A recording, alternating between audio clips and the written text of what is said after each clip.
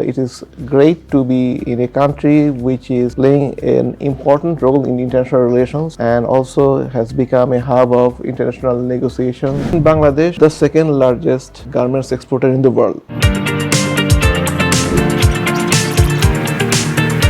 अस्सलाम वालेकुम वरहमतुल्लाहि वबरकातुहू। गुड आफ्टरनून, मैं हूं नाज़िया और आप देख रहे हैं और सुन रहे हैं शो सैटरडे ब्रंच। इस शो में हम आपकी मुलाकात करवाते हैं इंस्पायरिंग पर्सनालिटीज से। आज के सैटरडे ब्रंच के इस एपिसोड में आपको मोटिवेशन का फुल डोज मिलने वाला है, just because we are at the embassy of Bangladesh और हम बहुत ज़्यादा प्राउड और इलेशन फील कर रहे हैं because we are sitting with the ambassador of Bangladesh to Qatar, his excellency Mohammad Nazrul Islam. अस्सलाम वालेकुम वरहमतुल्लाहि वबरकातुहू। How are you, his excellency? Walaikum assalam, and alhamdulillah, I am fine. Sir, let me start knowing you a little. Tell us something about your personal life. I studied international relations in Bangladesh, honors and masters. Then I also studied international relations in France. So then also I studied international law in Netherlands. So more or less I am in this sphere of international relations and relations among nations. So this is how I actually grew up academic wise. Even if you want me, my wife is also ambassador. She is now ambassador in Jordan, covering Palestine and Syria. A bit difficult terrain to cover for her, but she's there. I have two children. They are studying in United States. So what inspired you to pursue your career in diplomacy? When I studied international relations in Dhaka as a student, so the obvious choice probably at that time was that maybe it is better utilized, my study is better utilized if I had joined the foreign service. So, but joining foreign service was not by choice, you know, like in everywhere else, it is also a Difficult exam of competition. Right. Huge number of students appear, and that, so I appeared, and alhamdulillah, I could actually got in. So this was sort of inspiration and also probably a sort of compulsion as well. So you are here in Qatar since past 7 months? 7 months. How do you see this country? Not only in 7 months, so I had visited Qatar even previously for a lot of events, official events also. So the Qatar has developed probably before my eyes, because I have been coming to this country for quite some time. So, and also we have a sizable community here. So all these things actually contributed towards my not only liking but also personal and official engagement with all the issues. So it is official, whether it is community issues or even it is personal. So it's a great place, and we also understand, everybody knows that internationally, in spite of being a small country in size maybe, but Qatar is actually punching much above its weight. So that's why it is great to be in a country which is playing an important role in international relations and also has become a hub of international negotiation and other things. And as a professional diplomat, it's an immense opportunity also to follow being on the turf. Your Excellency, how do you see the bilateral relation of the two countries, let's say the Qatar and the Bangladesh, in the coming years? Bilateral relations definitely are excellent because we are the third largest Muslim country, and also Qatar is very important for us for a lot of reasons. I mean, a lot of Bangladeshis work in Qatar, this is one thing. And they consider Qatar to be their second home sort of things, because not only the work, the food, the environment, the social system, all are very similar to what we have in Bangladesh. So they are very happy and they are at home here. Also, we have been purchasing a lot of LNG from Qatar. So economically, on social front, and also politically, we have very close relations. You as ambassador of Bangladesh, how do you see or how do you judge your post? What do you wanted to do for the community? Bangladesh community, they have been coming after the independence even. When actually Qatar was independent in 1971, and we were independent at the same time. And our victory day was 16th December, Qatar's was 18th December, so very close. So also we have established formal diplomatic relations in 1974. So next year it will be 50th anniversary of our diplomatic relations. So I have been looking forward to this event as well. And for the community, I mean, we have a mixed community. There were, manual workers. A lot of them are workers working in construction and other sectors, and we have some very good professionals. So I want to gradually bring more professionals because there have been demand from the Qatari side. They have officially informed me that they want more Bangladeshi professionals in Qatar, and they are actually asking for our help. So this is one thing that I will try to do for the community. And also I also want that the community, though they are away from Bangladesh, they enjoy the culture, the tradition, the history of Bangladesh even in Qatar.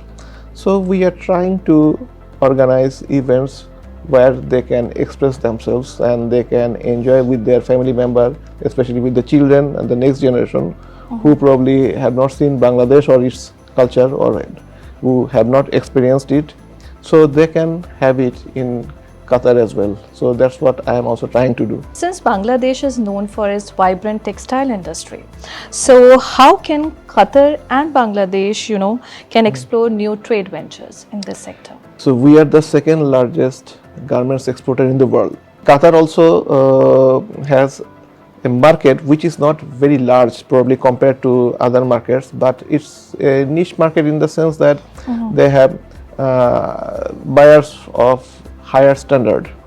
So in Bangladesh we produce all kind of garments, for mass production, for mass people, and also for higher end Elite. So according to that's what we are trying to do, and we have organized 2 fashion shows here. So we have organized 2 fashion shows. We are trying to get the taste and requirement of Qataris, especially Qatari ladies, so that we can cater to their taste. And since we have the ability, we have the record, and we are doing it, we can also produce and bring good quality garments which are liked by Qataris, and also which will be much cheaper compared to other sources, because we have been actually producing these garments for all over the world, and they are competitive because the price is very low and we have very small margin. Sometimes it is said that we are subsidizing for the comfort of the others, because our garments workers, they work very hard so that the products are produced at a very cheaper rate. But that is how we are doing. So which book, movie or podcast has had a strong impact on your personality? As a student or as a professional, definitely books regarding international politics or history probably are essential for my development, and not only for my development, for the development of any successful diplomat maybe. So these are the books which are important, and I have around 5,000 books, but the problem is that I cannot travel with those. Lot of books I have left in Bangladesh, so I have around thousands with me now. So these are the information that I like to use for my own development. But also I have a personal hobby. The personal hobby is that I also read a lot about the latest scientific developments. New innovations. Yes, there are scientific developments, and there is a lot of complaint against me by my wife and my even children that people buy or people get something when they need or when there is a requirement for it. I first acquire something, then I decide what is the requirement for it. Wow. So this is something maybe my hobby. So these books and information that what I rather I will term it not books or resources. The information I try to get as much as possible from all the sources, not only books or podcast, but professionally I try to read or watch international videos regarding international relations almost every day, and I try to read, I mean, online newspapers, at least 7 to 10 newspapers Daily? daily. I try to read. So at least it gives an idea what is going on. Worldwide. And when you discuss with other diplomats, you can also discuss better, and also sometimes you get their position as well by reading these newspapers in the media. So I use all type of resources, I mean books, podcast and online newspapers. So Mashallah. all the mixed You're so resources that- occupied, Yes. reading so many things. What advice would you like to give to aspiring diplomats? First advice, I would tell him to read a lot. Okay. To read a lot, read about international history, development, and all the things that he can get his hands on. Because when he will read a lot, he can find his own way, he can formulate his own strategy as a diplomat. Because as a diplomat, the primary responsibility is to represent your country, to bring benefit for your country. But unless you prepare yourself for that, it will be even more difficult for you. So if you are prepared with knowledge, then you know very well the ways and alleys of opportunities, because sometimes opportunity may be in front of you, You're you not may able to not see. be able to take advantage of it. Right. So that's why I will try to advise read a lot, and second, be a very social person.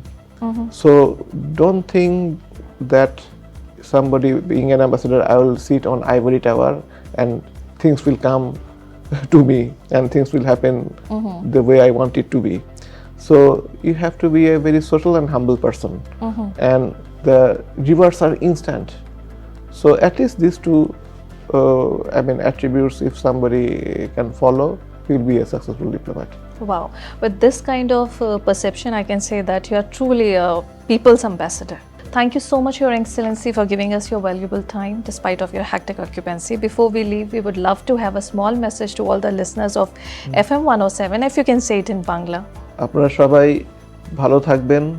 Bangladesh দূতাবাসের পক্ষ থেকে আপনাদের সবাইকে আন্তরিক অভিনন্দন, এবং যে কোনো কিছুর জন্য বাংলাদেশ দূতাবাস সবসময় আপনাদের জন্য তৈরি আছে। আমাদের দরজা আপনাদের জন্য সবসময় খোলা। ধন্যবাদ।